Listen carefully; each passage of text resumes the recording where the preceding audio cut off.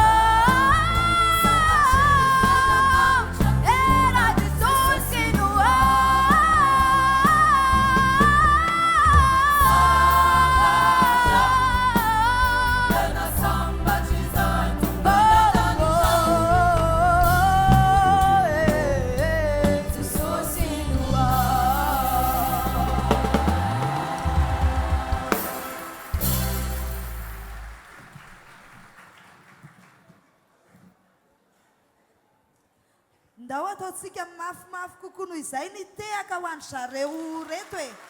SVM FJKM ambonambo fiderana. Ahoana hoy ny mpitsara? Dia misaotra anareo nanao an'izany hira mitondra lohateny hoe sambatra izany. Dia araka ny tenenin'ny mpanolotra teo hoe hosahirana ange zahay ao anatin'ity fitsarana ity. Mampahery andry manokana. Fantatro moa io zazavavy kely io fa mpakafy tanora ramasina itaosy.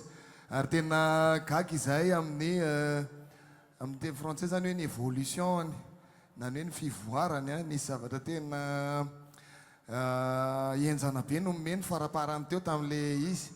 Dia rehefa ohatra zao moa dia tsy maintsy miteny fa ihany satria tsy tonga lafatra le izy. Le teo amin'le famoronana zany namono lolonareo tamin'ny voalohany. Nisy zavatra tonga dia niova hoe tsy le fanaovana azy dia avy eo ny ambony nanaraka an'le fanaovana azy ihany. Zay zany ohatry ny hitako hoe tsara aloha le mamono lolo fa zany hoe lasa ohatrany hoe nangetaheta ambiny zay. Dia ny anankiray koa misaotra anareo nanao ezaka tamin'ny hoe resaka fanaovana live fitendrena. Dia mbola misy zavatra tsaraina kely mbola misy zavatra tsaraina kely eo amin'ny resaka